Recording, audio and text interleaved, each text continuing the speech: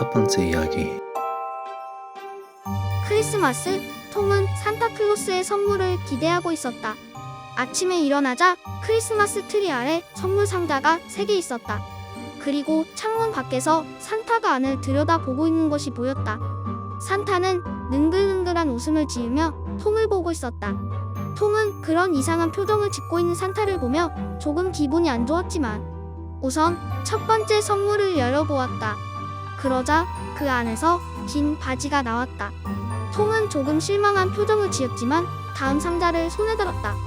산타는 배꼽이 빠지도록 웃고 있었다.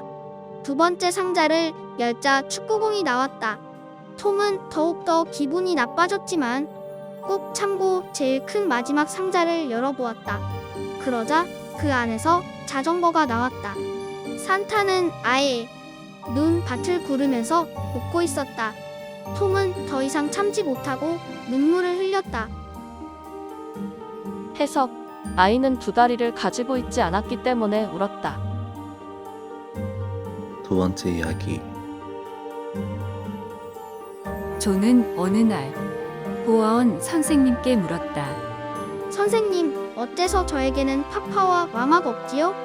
존의 부모님들은 존 내가 어렸을 적에 흑인 강도에게 살해당하셨기 때문이에요. 그럼 어째서 저는 걸을 수도 없고 눈도 안 보이는 건가요? 그 강도에게 심한 일을 당했기 때문이에요. 존은 흑인을 원망했다.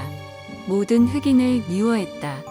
무리라고는 생각했지만 기회만 닿는다면 언젠가 반드시 범인을 죽여주리라고 생각했다.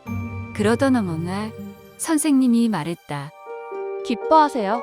존, 당신의 눈과 다리가 나을 수 있게 되었어요. 존은 우선 다리 수술을 받았다. 그리고 눈 수술을 한 다음 날 존은 낳은 지 얼마 안 된 다리로 전철에 뛰어들었다.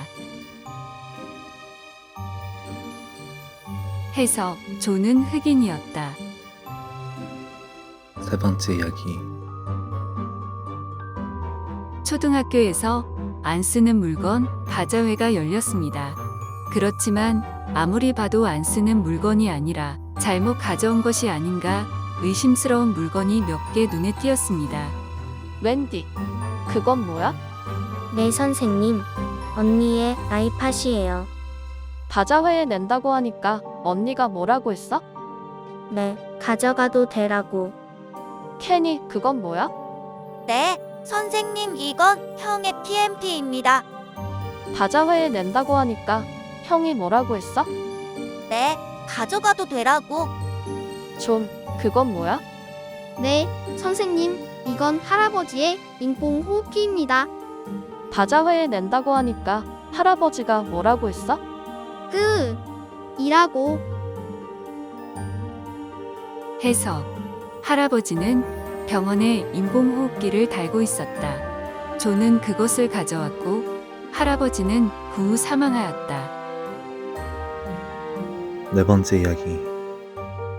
어느 날 저녁, 수많은 노숙자들이 진을 치고 앉아있는 여각 광장에 한 무리의 자원봉사자들이 나타난다. 소속, 마크도 없겠다 나타난 때도 이상해서 고개를 갸웃거리는 노숙자들에게 자원봉사자들은 아무 말 없이 싱긋 웃으며 빵과 우유를 나눠준다. 그리고 다음날 아침 노숙자 몇몇이 있어야 할 자리가 텅 비어 있다. 해석. 인신매매단이 노숙자를 납치하여 노숙자들을 죽여 음식으로 만듦. 다섯 번째 이야기. 나는 고양이 카페에서 일하는 알바생이다. 어느 날 너무 힘들어서 벤치에 앉게 되었는데 옆에서 어떤 남자가 궁시렁거리는 소리가 들렸다. 하지만 너무 작게 말을 해서 무슨 소린지 제대로 알아들을 수가 없었다. 다음 날도 난 그 벤치에 앉게 되었다. 또 옆을 보니 그 남자가 또 작은 소리로 말을 하고 있었다. 난 너무 궁금해서 그 남자의 소리를 엿듣기 시작했다. 그 남자는 자기 옆에 사람들이 지날 때마다 이상한 말을 했다. 그 남자 앞으로 뚱뚱한 아줌마가 지나가는데 돼지, 라고 말하였다. 도통 무슨 소린지 알 수가 없었다. 그 다음부터 또 사람들이 지날 때마다 이상한 소리를 하였다. 돼지, 소고기, 인간. 난 너무 궁금한 나머지 그 남자에게 그런 말을 왜 하는지 어떻게 하는지 기술을 배우게 되었다. 그 기술에 대해 얘기를 듣고 그 남자가 아까 얘기한 얘기를 다시 생각해 보았다. 돼지, 소고기, 인간. 난 그 자리에서 심장이 멎을 뻔하였다. 해석, 그 기술이란 사람들이 오늘 먹은 음식을 알 수 있는 기술이었다. 여섯 번째 이야기. 엄청난 빚을 지게 된 사람이 신흥 종교의 사제에게 상담했다. 제 인생은 이제 벼랑 끝입니다. 이제 끝인가요? 도와주실 수 있으신가요? 사제는 대답했다. 괜찮습니다. 저의 종교로 오시면 인생에서 한 걸음 앞으로 더 나아갈 수 있습니다. 해석, 남자는 자신의 인생이 벼랑 끝이라고 말했다. 즉, 사제는 그 벼랑 끝에 있는 사람을 한 걸음 앞으로 나아갈 수 있습니다라고 하였는데 그 말의 의미는 그 사람을 죽음의 길로 인도한 것이었다. 일곱 번째 이야기. 나는 감금당하고 있다. 엄청나게 깜깜한 방에서 내가 지금 왜 여기 갇혀 있는지도 모르고 왜 이렇게 되었는지도 모른다. 특히 내 몸을 못 움직이도록 묶어서 놓았는지 아무것도 움직일 수 없었다. 가끔씩 나를 찾아오는 사람도 있지만 나를 유심히 보다가 다시 검은 방으로 넣어버린다. 마음속으로 미치겠다. 미치겠다. 라고 계속 외쳤다. 문이 열리기 시작했다. 하얀 빛이 내 눈을 자극해서 눈이 떠지지 않는다. 어떤 사람이 보인다. 그때 그 사람이다. 나는 묻고 싶었지만 말이 안 나온다. 사람은 나를 보고 웃더니 식을 들고 나에게 온다. 며칠 뒤 나는 하얀 방에 있다. 여러 사람들이 그 남자를 보고 고마워한다. 나는 어떻게 된 걸까? 3일 정도 지났나?